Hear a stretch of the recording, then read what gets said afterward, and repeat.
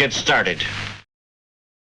So generally, the conversation I wanted to have with you is something that I think I do hope is relevant to a lot of people that are around, that may be watching this, and surely should be relevant to me, but it's around the issue of how to develop your own independent personal philosophy and how to live by it, or at least without having to drown yourself in the unnecessary details. So I guess that's where we start. Right? Okay. I think maybe before that, what do you mean by a philosophy or a personal philosophy? Before I get too carried away, jumping into rabbit holes. So for me, I think when I say personal philosophy, that's a personal way of responding to the environment based on what you know. Right. So it's like a template for behavior. Okay. That you create to say, this is my modus operandi, so to say. I mean, off the top of the head, I can think of two ways.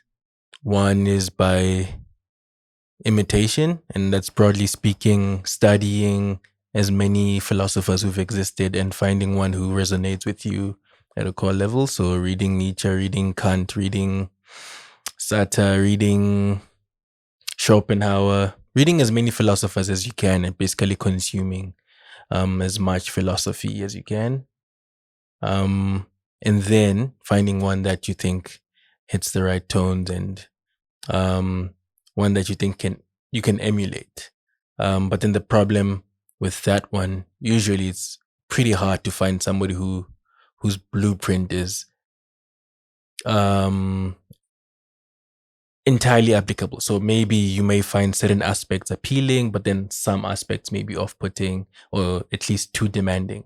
Like I used to really like Immanuel Kant and his philosophy, but there's certain aspects of it, like his burden of always telling the truth, even if there's a guy, an ex-murderer at your door with and asking you, is there any Jews? Categorical truth. Yeah, and you have to tell the truth all the time, regardless of the consequences. So that one, when you live in a world where a lot of people are sensitive to the truth, it's really, really difficult to be consistent with that one. So it got me thinking about, is it really a way I want to live? Going around speaking the truth, which satisfies a need, I guess, on my side, but in some way hurting the people around me. So it got me thinking about maybe that's not a good philosophy you have. And I think that leads to the second type of way, because the first one I said imitation. The second type I think would be more just living and then trial and error, right? Because I think most of these philosophers, the way they came up with their philosophy, and which is why they write about it later in their life, is because they lived life, right? And in the end, while they're writing in their journals, they were introspecting and breaking down their experiences. And that's how they came up with their philosophies. And I think that's probably a good model also to think about in terms of maybe the best way to really come up with a day-to-day answer to my struggle is by being intentional in the way I experience the world and regular intervals introspecting. And if you want to write down. These days, a lot of people do videos for themselves as well. You can do that, or just do voice memos and just keep it, I think, a record, or just keep track of your thought processes. And eventually you may come up with, like, I would say rules, because philosophy is pretty much rules on how to live. So you can come up with your own rules that you think, okay, this works for me. This has kept me out of trouble. And I can rely on this through thick and thin, and that's more genuine to you. It's less like copy and paste and you're imitating somebody else's philosophy, but it's more of an application of ideas. Because what I like to repeat a lot is, like, there's nothing new under the sun. You may find that after trial and error, after trial and error, you find something that is very synonymous with something an old philosopher used to say, something that Plato or Marcus Aurelius used to say, and you're like, that's what he concluded. So it's probably because we're all humans and we go through the same, and we may get to the same conclusions, that you still get back to finding similarities between your own philosophy and pre-existing philosophies. Okay. So the thing is, you mentioned reading at the start, right? Mm-hmm. There are those among us who don't think reading is worth it. Like, the general answer is that you guys don't have anything better to do. And in some cases, though, they're right. I think I've been in that space where they're like, nah, right now I don't need to read. I don't need to put my head in a book. I need to get my eyes and my head out there.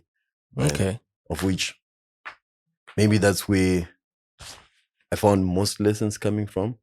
But then the ability to synthesize what's coming out, that stuff came from the books.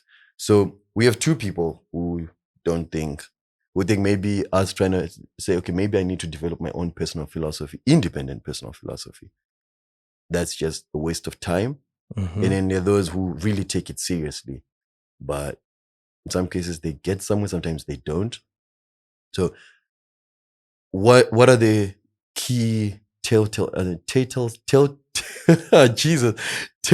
signs that you as a person need to start taking this seriously? Like, are there any? Because at some point we experience certain things and then we resist them, only for that thing to come again and again, up until you realize maybe I need to do this now. And then when you start doing it, you kind of kick yourself like, I should have done this way back. So suppose there's someone out there watching and they're having that conversation like, should I take this seriously on designing how I want to live my life, how I want to respond to situations? Yeah. What should they be on the lookout for? I think probably the only telltale sign that should matter, I think, is, are you in some way content or satisfied with your life as it is?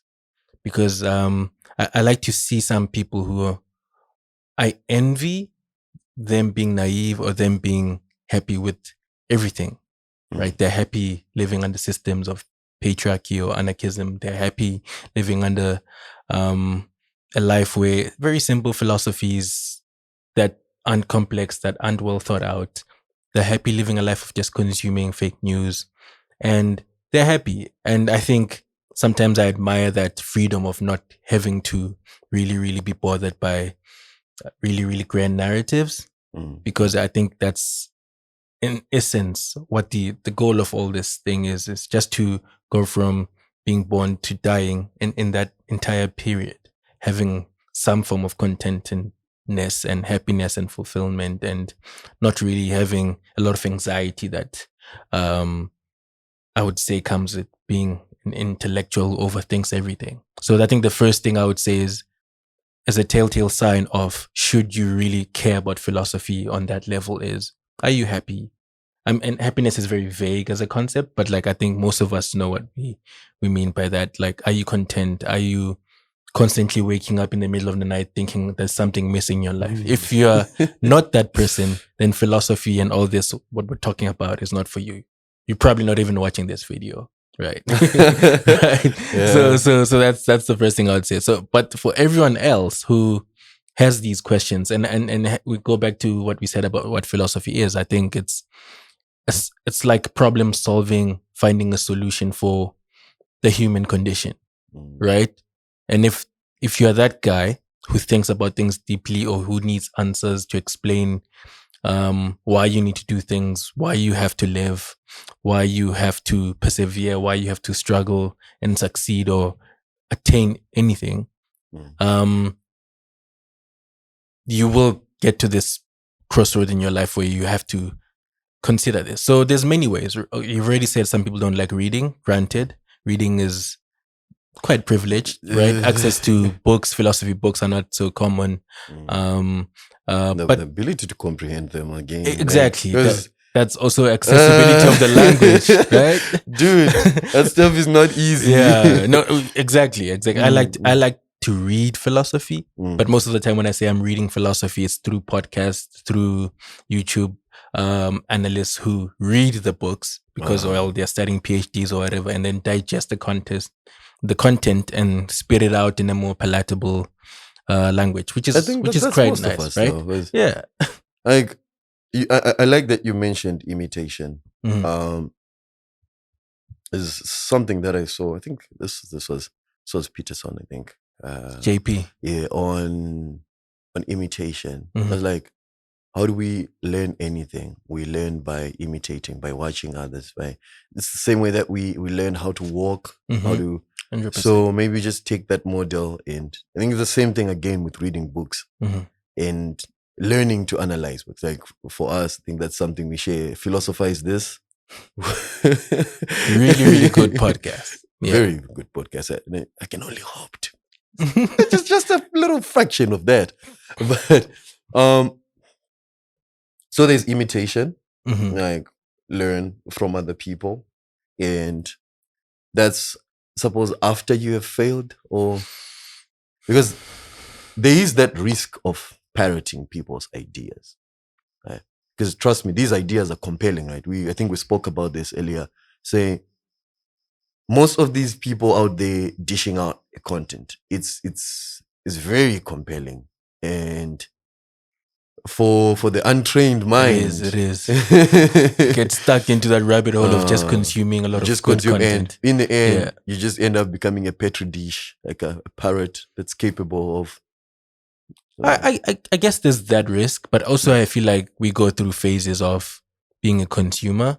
But if you're really consuming the right content, at some point it does click. And at that point at which it does click, you start seeing the real world applications of the things you've been consuming, because it does change you, And plus- especially if you're open minded.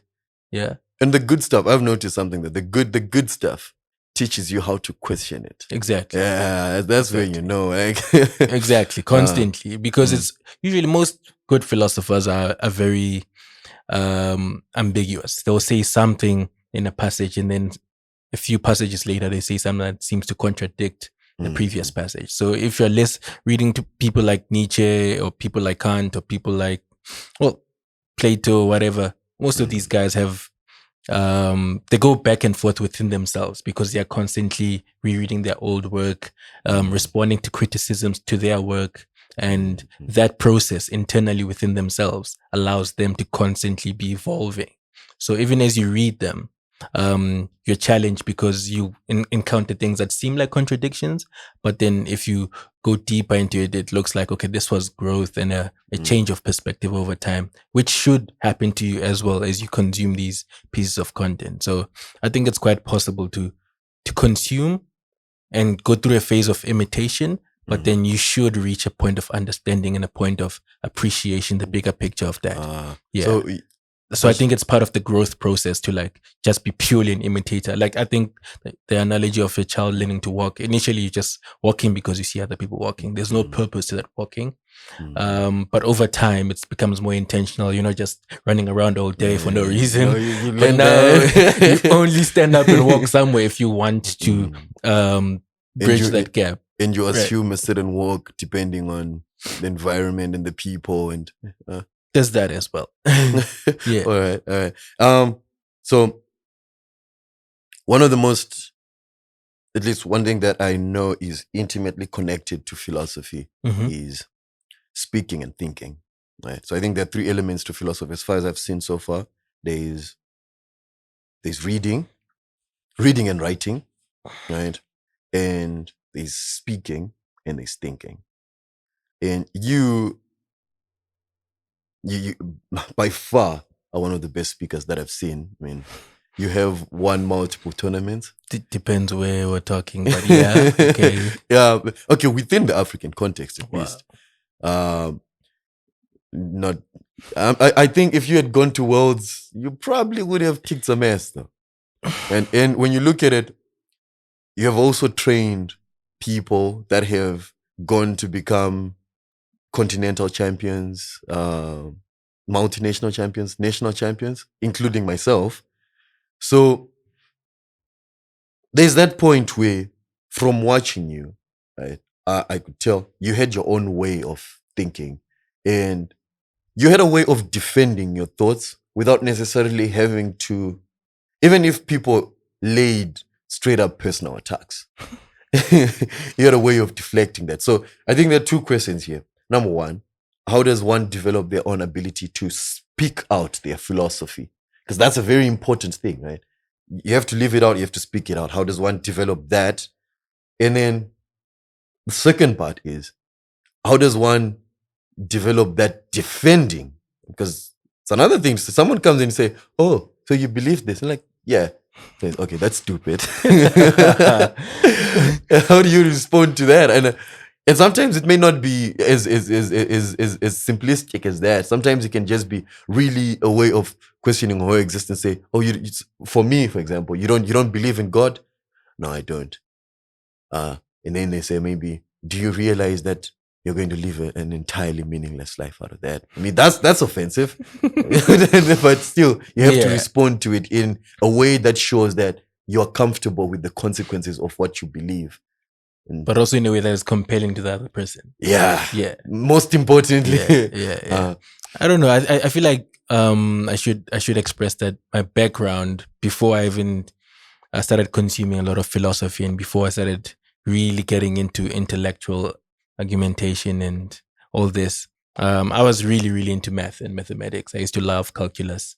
I used to love algebra, particularly the whole idea behind deductive logic, deductive reasoning, and math equations that required a lot of deduction. So like mechanics, physics, where you're given a passage and you're supposed to create an equation and then deduce it. And I think what particularly I liked about that is because you knew at the end of that question whether you got the answer right or wrong, independently of somebody else coming to tell you and mark for you later. You already knew, like, okay, this is proved, therefore A equals to 3. Like, you've already proved it. And I think when I got to arguing, my initial approach was always that, to be able to make arguments that were self-evidently true before anybody else comes to tell him comes with any rebuttal. So right, so my approach was always like, okay, how do I make this argument in such a way that it already accounts for responses to what they're likely to say. So that made me always approach my arguments with a very fair and neutral approach. So I didn't make extreme arguments. If it was a feminist debate or a debate about I don't know, human rights or anything, it was never from what the motion required me to defend. It was always from, okay, what should be balanced for both teams. At the point at which, after that argument is made, it's really, really hard for the opposition to come and poke holes into it because you've already made concessions about their side. So when you come through argumentation that way, it becomes less adversarial and becomes really much more about concessions. I think most people, when they think about debating and argumentation, it's always about, okay, we're fighting. And I'm thinking about the opposite. Is like, how do you flip that? Like, concede ground as early as possible, make concessions, and take the opposition's power away from them. And once you do that, you're in a stronger position to lay a foundation for good argumentation. So I guess that's something. Don't be bigoted enough to think that philosophical conversations or conversations about belief are a winner takes all thing. Yeah, definitely never a winner takes all. I mean, even if you believe it internally, when you're now expressing these thoughts, because you did ask, how do you express them? Express them as fairly as possible, because ultimately the goal isn't just to be right in and of yourself. You need the other person to also be like, okay, this guy, he has a good point. Ooh. So takes us back to we start to say, how does one prepare himself to be able to have that conversation, that honest conversation? Because in most cases, I think people are out there defending their ideas and their philosophies in that winner takes all mentality because they are not yet honest with themselves entirely about, they haven't made peace with the trade-offs that come with the philosophy that they have adopted. Because you either actively adopt one or you passively adopt one. I think either way, there is a certain... I think part of that, sorry to interrupt, part of that has to do with attaching emotion to most of the debates that we exist in, right? I think part of my strength is because I'm a bit of a nihilist, because I'm a bit also agnostic, and I'm very indifferent to most topics, I'm able to look at them from the perspective of someone on the outside looking in. But the problem with a lot of people when they come to arguing is the emotional part is always really, really close to the argument. So if you have a conversation with somebody who was assigned female at birth, aka a female, right? And it's an abortion topic. Most likely, they're unable to separate their personal feelings from the topic at hand. And what that emotional aspect does, it sullies the debate. It becomes a lot messier, and it becomes less about the actual issues and more about the personal feelings of that person, depending on if they are pro or anti-abortion. And then now the debate becomes really, really difficult to pin down. But if you're having that same debate with somebody who has no attachment to abortion whatsoever, you're going to have different results because they are less emotional and they are more likely to have rational argumentation. So the same thing about debates about patriotism. If you have them with someone who, let's say, has been part of the police force, their views are more likely to be different from someone who has never cared for civil action and is just a kid who likes to argue on Twitter. That's a different view. So the amount of emotion involved in that conversation changes that conversation in a lot. And I think part of how we should approach debates is, I mean, if it matters to get to what is best for the world, then reduce the emotion. But if it's just about like what's best for me, then yeah, fine, you can leave the emotion in. But I've never been a fan of allowing emotion to creep into our debating as individuals in societies, in shared societies. But then, that brings in another conversation. Yeah, there's always another conversation.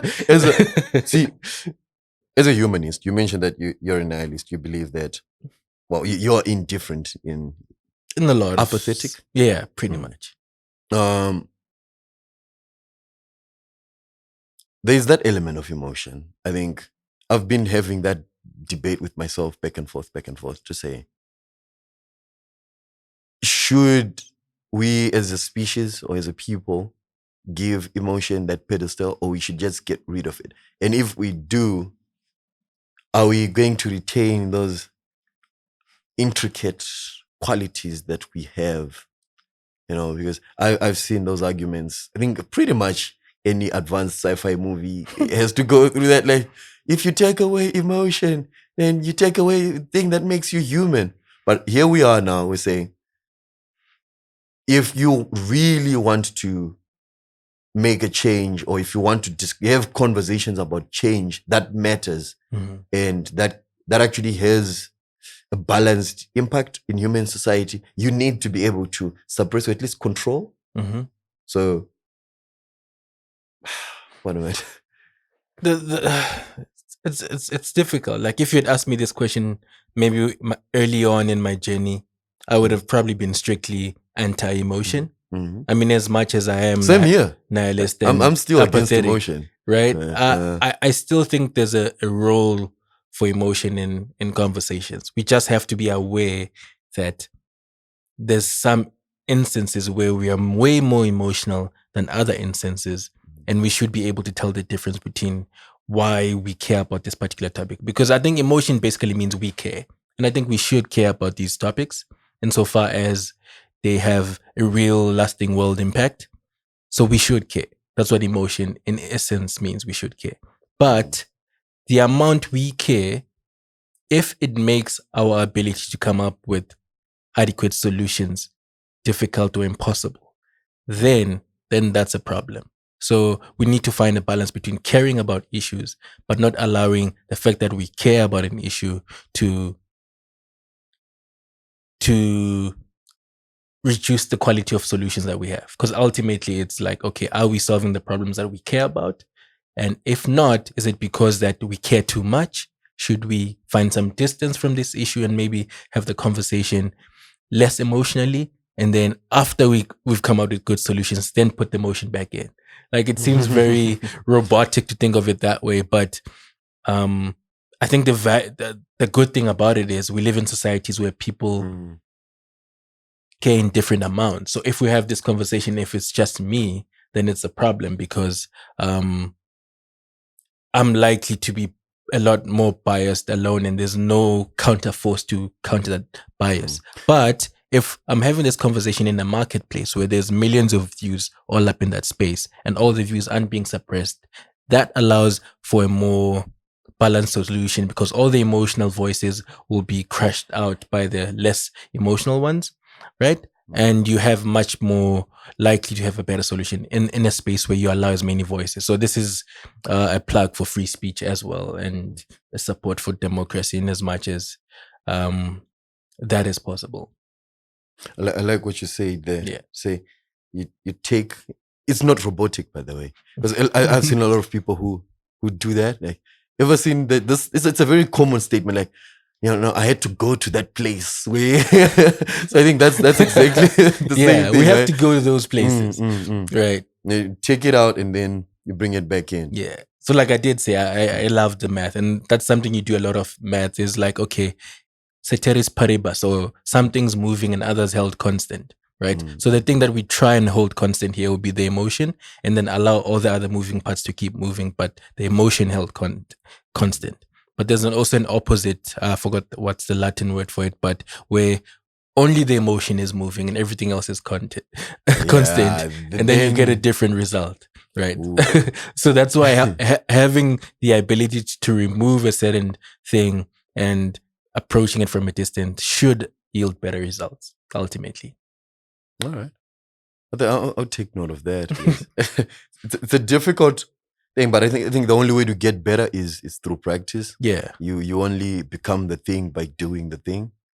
and by allowing other people in. Like if it's difficult for you, like for me, sometimes it's difficult to care about issues independently. What I usually do is just feed off of other people's energies who care about the issue, right? So I don't care about the issue, but let's say maybe I care about this person. She's my spouse, she's my mother, a brother, a best friend. They care about this issue. In that way, I can sort of have some secondary emotion by virtue of my attachment to that person, and I will allow their emotion to sort of inform my decision.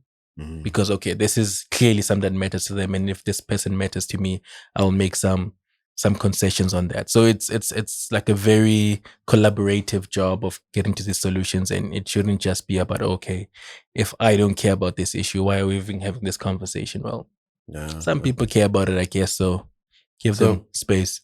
That there's not that element. You introduced an element of finding a way to work with people who for me now and you know how we always just bring things to the frame that we understand best. For me, the debate has been in my community, atheist community, agnostic community, and humanist community. There's always been that debate that do not date someone who believes in God, because eventually you're going to have a problem with that. Eventually they're going to come with these emotions. You're going to become these emotions attached to whatever it is that you believe in, and that will make you incompatible. And here you are saying, feed off each other's energy, feed off other people's energy if that matters to them. Definitely. Now, you have a situation where two completely antagonizing ideas, right? And how do you apply what you just said, your philosophy on feeding off people's energies and creating collaborative relationships, especially when one's idea seems like what someone else believes seems to be a intentionally designed antithesis to the other. I don't know. So I don't think a lot of issues are zero-sum game. I think we may have a title that, okay, I'm agnostic or atheist, I'm a Christian. But when you really boil down to things and have these conversations, ultimately, we all want the same things in life. We just have different, if you can consider religion a philosophy and atheism a philosophy, we have different philosophies to approach that problem of dealing with the answer of why are we alive? What is my purpose as a human being, right? All these people's, what they're essentially seeking for is answers to common problems. So instead of focusing on the things that are clearly different, which in this case are the attempted solutions, let's look at what is the humanizing factors. Like you may be in a relationship with somebody who is ideologically opposed to you, but at the basis of that is you guys are both lonely as human beings. That's why you found each other and you found each other attractive, right? In that instance, you're both lonely. Maybe you are both intellectually capable, even though you reach different conclusions, but that doesn't mean it's a problem. It just means your conclusions are different. But the common thread there is you're both smart, right? You're both kind. You can be both atheist and one is religious, but you're both kind. So you can have a lot of common human elements with somebody who has ideological differences from you. And that shouldn't be a deal breaker. I don't see why it should be, because ultimately we want the same things. And if we do really want the same things and we can reach the same solutions, that's perfectly fine. I mean, if someone is converted along the lines, that's just casualties of war, but that doesn't have to be like the yeah, because we are at war, ideological wars with each other. So that doesn't have to be the conclusion that I'm trying to convert this person to be my religion. I was actually thinking about it the other day. Why for me opposites attract in a relationship. It's not just because it's cool to be opposite. It's because I get bored easily by things that are familiar, and I would really be attracted to somebody who has very different worldview from mine. Particularly because there's a lot to learn from those people. There's a lot of this back and forth, and I think I enjoy banter. I enjoy back and forth experiences, and I enjoy a bit of friction within all my relationships, right? So even when you look at my friends, even the ones who are ideologically similar to me, there is always points where we have different views on that moment, right? Where you think, we are on the same path, and he says something short left. Like, what? Exactly, right? So yeah. So I think it's perfectly normal to have these differences, but we shouldn't dwell on them because they're just in the middle, right? At the top, we have problems. At the bottom these are solutions, and the vehicle in the middle is what we're arguing about most of the time. Oh, he's a Democrat, he's a Republican, but we have the same problem, right? America is not great. We're trying to make it great again.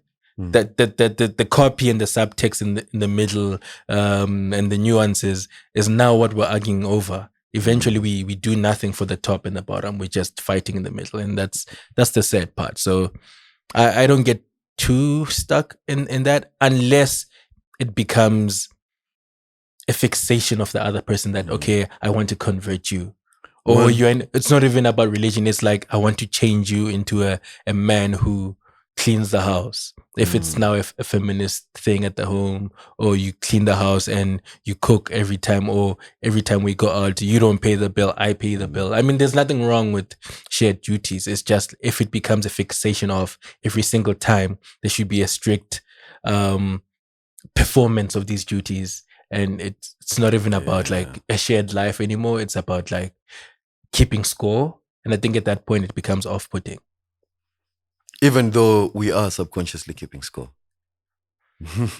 I mean, subconscious is fine. I guess subconscious doesn't require you to be, you don't become resentful of somebody subconsciously because of things that happen subconsciously a lot. I think you become very more likely to be resentful of things when that deliberately and intentionally you're pointing them out. Oh, you didn't do this, you didn't do this, you didn't do this, you didn't do this. That's more likely to lead to resentment than if I'm subconsciously saying, no, I bring more money home, right? The idea of resentment, it has been popping up a lot. Resentment is a big problem in relationships, and it just creeps up on you. So when you say it pops up a lot, what do you mean in your context? I was watching Philosophy Tube the other day, and Abigail, she was talking about Jordan Peterson's philosophy on resentment. And in Beyond Order, that's pretty much what he was fighting to say. After you have tried to put order in your life, right, which was what Tofu's for Life was about, And then he says, after you've put an order in your life, and then you comes to this point where you're trying to live with what's there. And there you are, you just become resentful because your order is not working. Because it's never gonna work the way you intended, because you half the time you're an idiot and you get things wrong, right? Yeah, so now how do you cope? How do you deal with that? You have this person who you wanted to be your perfect partner. They're not becoming that. And now you slowly start to hate them. And you slowly start to hate yourself. You slowly start to hate the moments that you spent with them. Exactly. And in some cases, it's only because of one small thing. I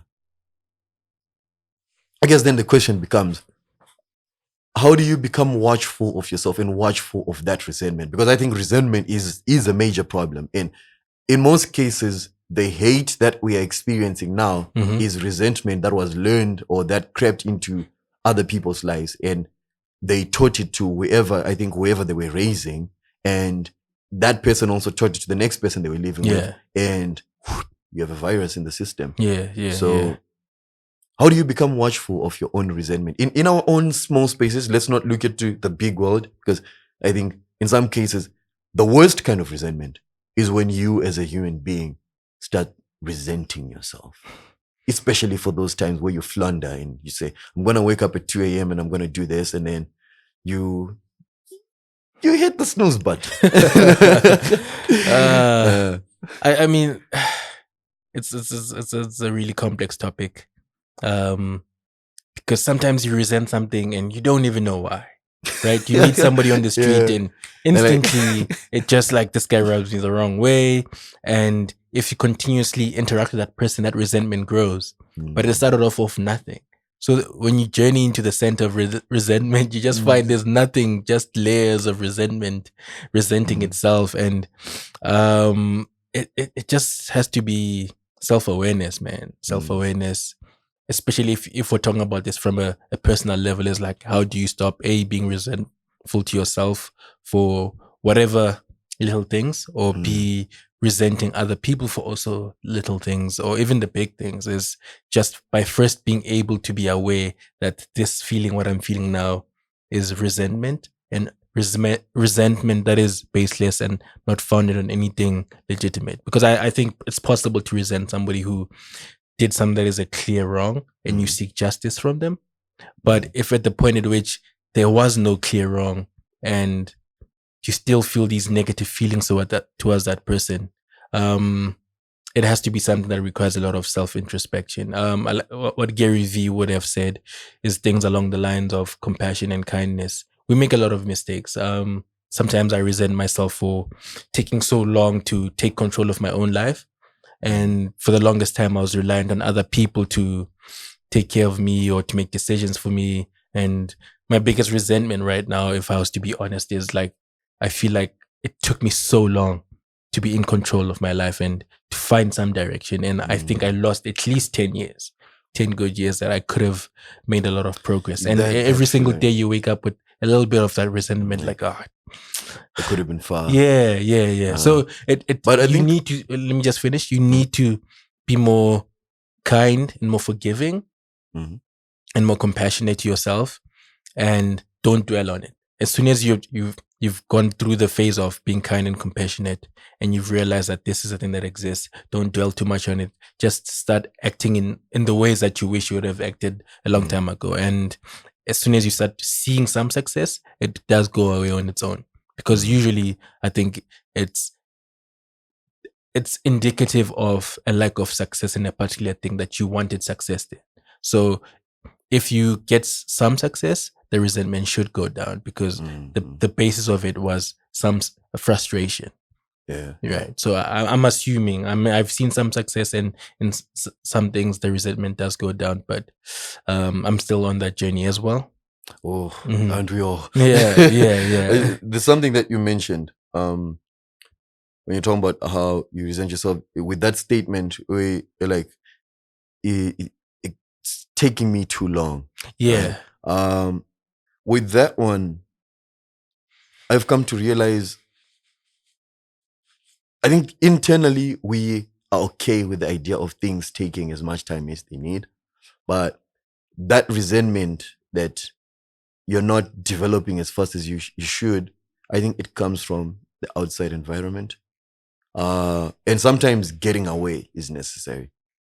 I don't, if you ever noticed, the people around you have expectations of you. And when those expectations are not met, what happens? They become frustrated.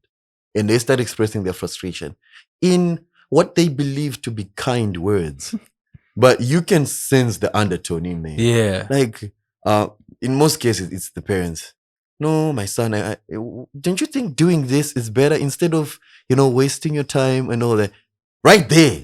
Yeah. Right there. They've already... There's those undertones. You see? Yeah. And then you'll be like, you try to defend yourself. Sometimes successfully, especially if you are as articulate as most people, you'll successfully defend yourself. But deep down, when you go home and you're just chilling in your own room there, those words, am I wasting my time? Yeah, no words are never enough. Mm-hmm. So I used to experience that a lot. And I think once you see that happening, get away. Look for an exit. Go to a place where nobody knows you. And have a plan at least. At least know how to survive in that place and rebuild yourself from that. If you get there and things don't work out, you can always be like, It's interesting you say get away, but because get away by definition is escape. And escape has many. It's escapism. But the ways in which people escape matter. Right. So getting away and getting distance, that's definitely a good one. But some people may not always be able to get that. Hey? Don't juice yourself in your escape. Well, that's what I'm going to say. Some people don't have the option of leaving physically, so they leave. They have these out of body experiences or consume things that help at least their peace of mind or their soul to escape in that moment. And I don't know how we feel about escapism.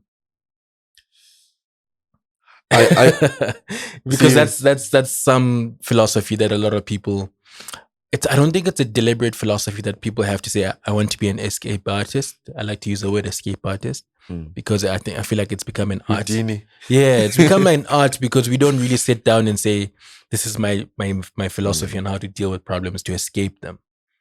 Right. And therefore, because we don't think of it consciously as something we're doing, we do it so often. We escape now more often into social media, again, more into substances or into habit forming activities. And at the point at which all these things become our default escapes and we don't introspect them and we don't critique them, we are not solving the problem. I think having that physical retreat like a monk would do and spend like 7 days alone, that's very different than if you would escape into some habit forming detrimental activity, because that would really be harmful. Yeah. I guess that introduces a whole new dimension of escapism. For me, I think whenever I feel overwhelmed, I run away. Like, it's I don't know where I learned this from, but I've always understood that the first and most important defense that you have as a human being or as an animal is your ability to run away, your ability to escape. Flight. And always look to say, do I have the option of escaping? Yes. Do I want to escape now or I want to hold that card and play it later? Do I think I can fight? Do I like my chances or I just want to see? In some cases, I hold on to that card and then I choose to fight and then you see, it works out. Put my card back.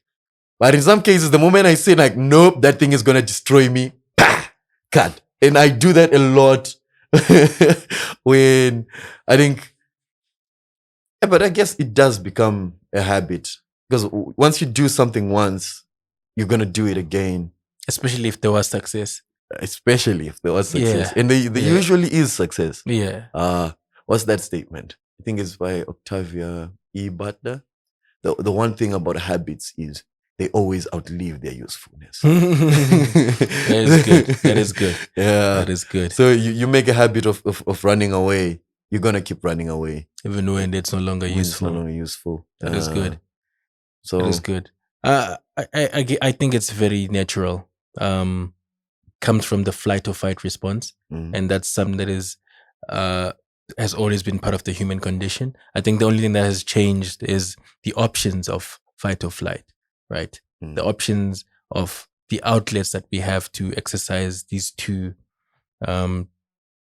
phenomenons is exactly what I'm saying. We need to be more self-aware of and choose the right ones. I think there's positive ways of escaping. I think there's negative ways of escaping, and knowing the difference and leaning towards the more positive ones. I mean, just as a guide to anybody who may want to think of which ones, or I think positive ways. Think of things that are constructive. People who, when they're angry, make art. For example, you go into a studio, record an album out of frustration. I've seen so many Grammy acceptance speeches where people use sadness and say, yo, shout out to my ex. They broke my heart and I did this album. Adele has done that. Sam Smith has done that. Quite a few notable Grammy winners. Yeah. Slipknot, right? Iowa. I remember. So channeling all these energies that we have when we have the urge to escape into something constructive, right? Make art, have constructive conversations. Yeah, go into athletics, channel that energy into something physical and build your body up. And if there's a bully, become much bigger than them. Join the MMA, all those things. Because in a way, they may become obsessions, but there is some success that you may experience in that journey. And like I said earlier, that each time we experience some success in something that we do, it offsets some negative thing that we're trying to fight off. So as you're running into something that is successful, it may lead to a whole new set of habits that are much more positive. Yeah, because the alternative is much more destructive behavior, being addicted to people, like never being on your own because you so that's usually an escape that other people have. I'm gonna go out and go have drinks with my friends, and you're never alone, you're always with them.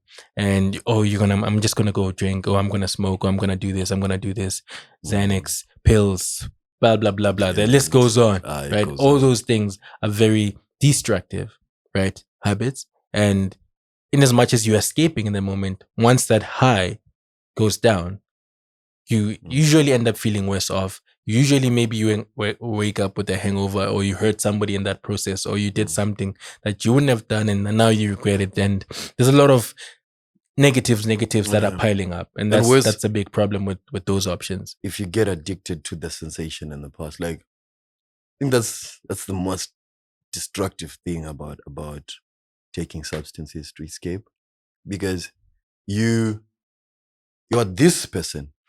You take something and you elevate your thinking. You start thinking in a certain way. You become a different person, right? And then sometimes you can even find a solution when you're high, right? And then when you crash, the solution that you found here was suitable for the high person, because the faculties that were thinking and the drives that were thinking, they were behaving relative to what you feel. Then when you crash and you come back down, that solution doesn't work anymore, because you're now a different person again. And you're a different person who is trying to reconcile what the other person in you was thinking. And now, see, that's why, what you call this, coming down off a high is the most punishing experience ever. Like, you can write, you can create when you're high. And then when you become sober, just be like, what the hell is this? And now you're chasing a ghost of yourself in most cases. And that feeling is really elusive. And now you feel like, okay, maybe I need to consume even more of that substance to get to that level. And you never you're stuck in the loop. One thing, I think we spoke about this. This was the day before yesterday. But the better thing to do when you think about taking them, go to a meeting with yourself. Like, you mentioned democracy. I really didn't want to jump into that. Like, most cases, I think most people make the mistake of thinking of democracy as an external thing. But I like my democracy as an internal thing, to say, even if there's a crisis, there is protocol. We take everything to a vote. My niggas. Internally. He who wants to drink is going to sit there and make his case for drinking. He who wants to smoke is going to do that. He who thinks we should go and ask someone else is going to make his case. And the arbiter will just be watching, like, so make your case for alcohol. And then I was like, okay, that's still, I think he has a valid point. And then we make that decision as a collective.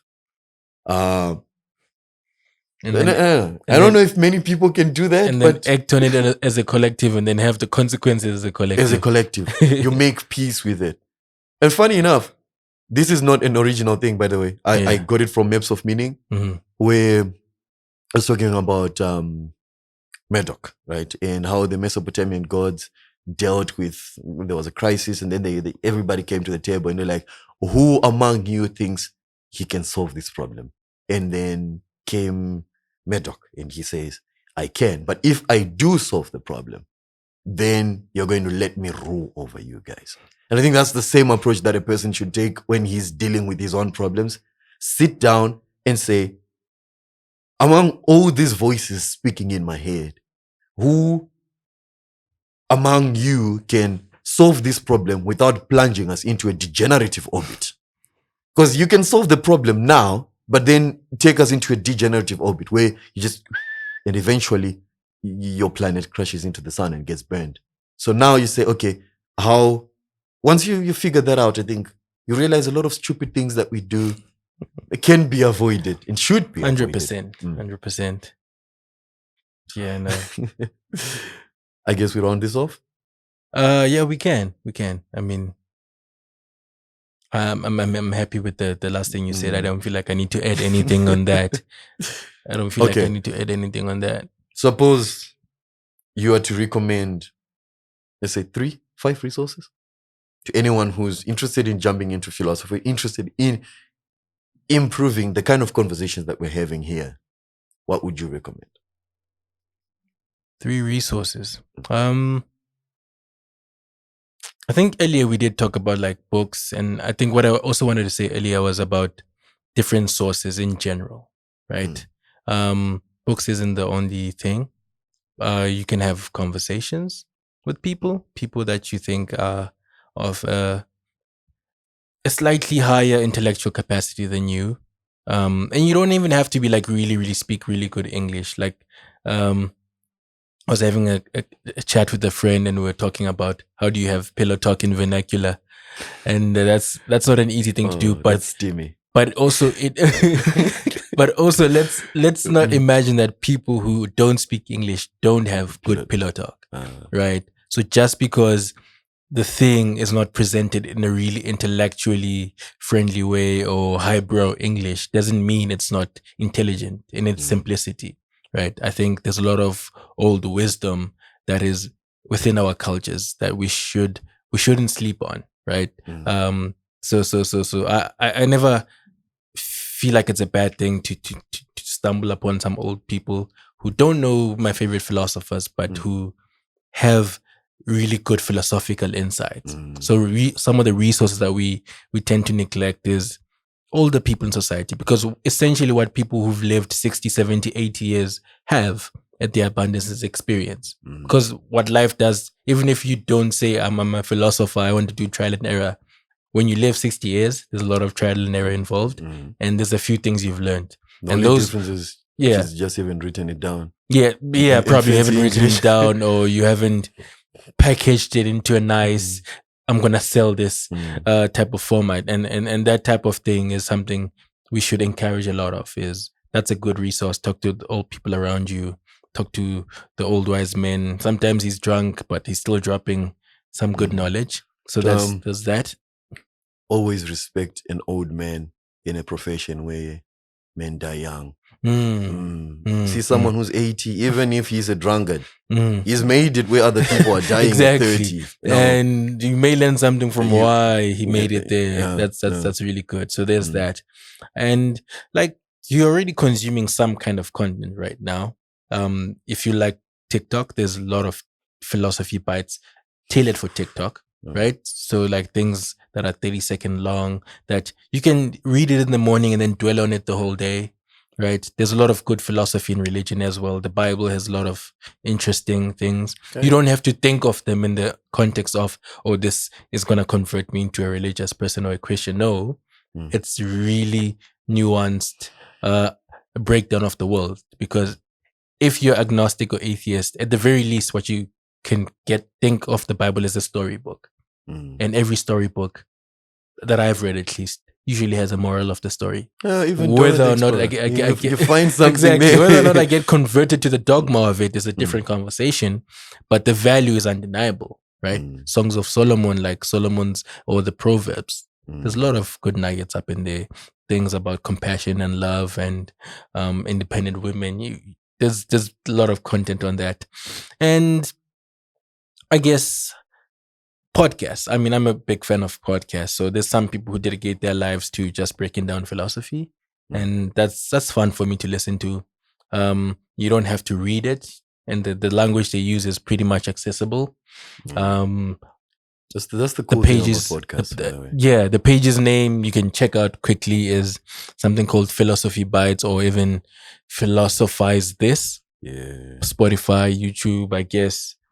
Yeah, you won't go wrong with those. You'll enjoy them if you are into that type of things. But also just reading books, fiction books, especially fiction. Yeah. I used to be on that. I don't read fiction grind. Same. Up until I read, I think that was Ted Chiang, Stories of Your Life and Others. Dude. Yeah. I'm like, yeah, okay. Yeah.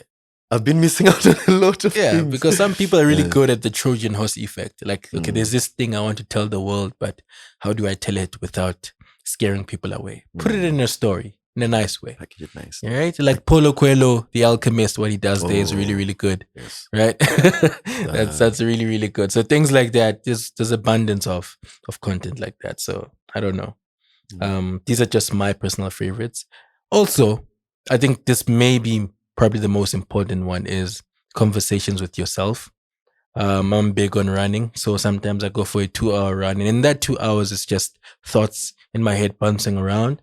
And it doesn't have to be like solve problems, but it just has to be you are aware of what is happening inside your own head, right? You're listening to your own voice, because there's all these voices in our head, and we need to not treat those voices as things that need to be numbed by pills and silenced, right? You need to treat them also as, let me listen to this voice until it's done what it's saying. Because usually it gets to a point where there's quiet in your head. Deep down, everybody just wants to be heard. Exactly. So listen to the voices in your head. Have these conversations. If you're big on writing, write it down. If you're big on recording, record it.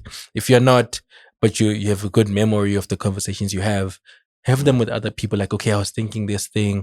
Do you want to talk to me? And this is where other people like to see psychologists and therapists, and I think that's something that we're not doing therapy. Why not? No. I mean, you don't have to do it.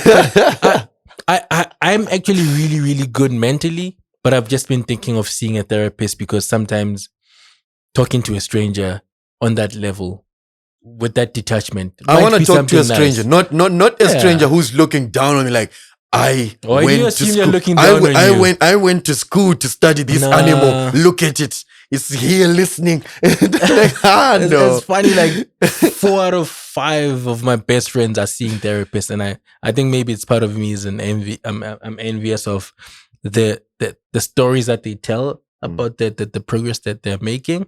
So it's not even about, oh, I am in a bad place, I need to see that shrink. It's more of, I just want to constantly be having these conversations with somebody who is trained to have these conversations, because what they give you is structure. Because I think sometimes all we just lack is a little bit of structure and discipline. Okay, once a week or twice a week at this time, we're going to talk about these themes, but there's a scientific approach to it, a methodical approach to it that sort of might help you understand yourself better. And I think that's the value that I would say is there. And it's probably going to help you find your own philosophical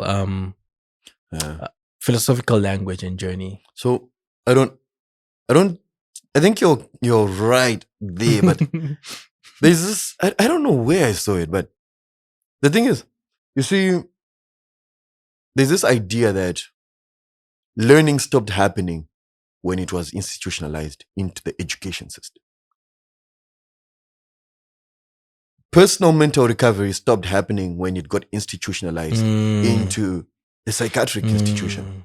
And when you look at it, most of these things, personal health, we abdicated our responsibility for personal health when these macro, big pharma came in, right?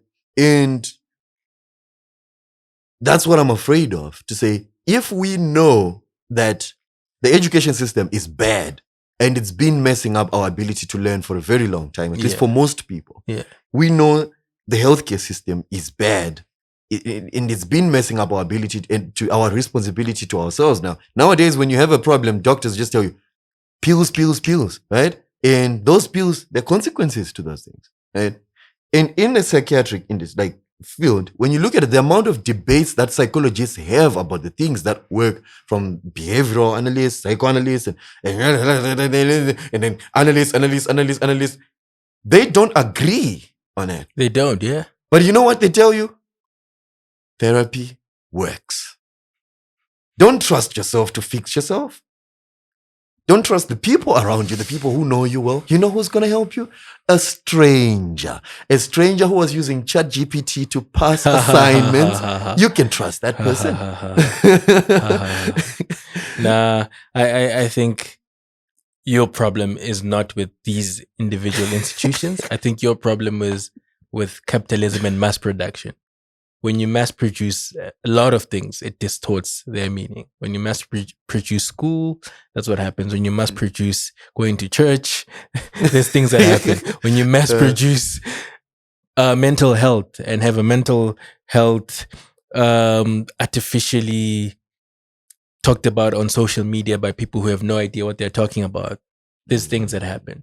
Right. It doesn't mean in essence that those things are bad. Also, it doesn't mean necessarily that they are good for everybody, but it just means, at least in my case, I'm not a fan of a lot of these institutions that you talk about, definitely. And with the mental health one, I'm mostly very curious about the results. I agree with you. There's a lot of unresolved consensus about, like, is it good for you? Is it bad for you? Are these people just taking our money? And that's probably true in most cases, because they charge a lot per hour, and you're like, talking to me for an hour, it shouldn't cost that much, right?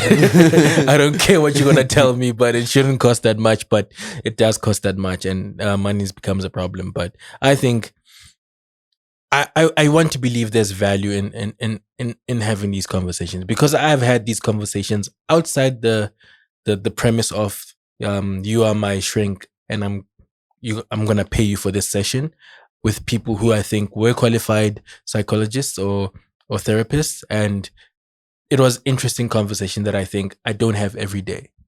And some people would benefit from those types of conversations, especially if they never have them with themselves. I'll concede to that. My leaning towards it is because I've been having these conversations with myself at a high level for a long time, and I'm thinking it started to become less beneficial, and I'm looking for an external opinion, if that makes sense. I'm looking for it. It's just like you go to your doctor, he tells you A, B, and C, and maybe you're not sure. Go seek a second opinion. And so this is what I'm doing. I'm just going to seek a second opinion. This is just a personal thing. And like I said, I've seen good results from most of my friends. Sometimes their doctor tells them, go off meds for a while, let your body recalibrate yourself, blah, blah, blah. And then if after 6 months you're still feeling these things, then you can go back on the meds. So you still have within that industry people who actually know what they're doing, people who aren't just trying to shove pills down your throat. And I wouldn't want us to perpetuate the idea that just because it's mass produced, it's probably bad. Or we have to trust that there are people inside. There are individuals inside that actually mean well. Yeah, so maybe there's a solution there would be like use referrals with people that you know well to like, okay, which institution have you been attached to that has good, generally practitioners, and then maybe go to that one and trial and error. Because some of my friends tell me maybe it was their fifth guy they went to see who was a good fit. So don't be afraid to book a few sessions with people. And if it doesn't work, don't be afraid to move on to another one until you find somebody who works. I mean, personally, I would prefer if she's white. Doesn't, yeah, she's white and pretty and maybe slightly older than me. I think I would have that good conversation I can project onto her. It's fine. Someone who's coming from a completely different background. Yeah, definitely. No. It's not even about backgrounds. It's just about my type. I would want to have those conversations with somebody who I'd consider my type. I think that would be interesting. Again, I feel like I should be able to choose those characteristics for myself. But hey, that's choose your weapon wisely. It's neither here nor there. It's not a deal breaker if it's an old white man either, or old Uncle Tom sitting across from me. As long as he's dropping knowledge, I'll appreciate that as well. So yeah. All right, man. Thank you for your time. Hey. And I do hope, because the last part. What last part? The part where you were talking about therapy. I think, see, we'll probably keep on going, but the last thing here is that I just noticed as we were talking that maybe I'm losing my faith in humanity because of institutionalizing. Like, it's a conversation that I'm looking to have. I'm going to find someone to have that conversation with, but are institutions the greatest threat to humanism and to humanity and empathy and all these other things? Because I realized the moment we started talking about therapy and the psychiatric industry, I became very harsh on everybody and very defensive. I saw that. But then there are people out there inside, and look at me. I got a lot of help personally from Jordan Peterson's books, but hey, look at me saying, like, just bashing. You see, so that in itself made me realize it's a reflex. I guess you can be forgiven in this day and age. There's a lot of cases and examples that are shocking, right? Right? People that we give our trusts and we think they want the best for us, and then you hear these stories and you're like, wow. I'm not even gonna name drop, because that's another rabbit hole that we can fall into. But there's a lot of cases where you have to be, as a person, introspective of the things that you give your time and energy to. Even if they say we're going to church, don't go blindly. Choose the right one. Do your due diligence. I mean, I'm not gonna go with you, but I'm just saying, at least don't choose the worst of that group. Find something that is meeting your needs without damaging you or stealing from you or breaking your community. So degenerative orbits, man. Yeah. It's a trap. All right, man. It's a trap. Thank you. No, I appreciate your time as well. Thank you for having me. Good luck on your future conversations, and hopefully you continue to grow. I wish you all the best, my G.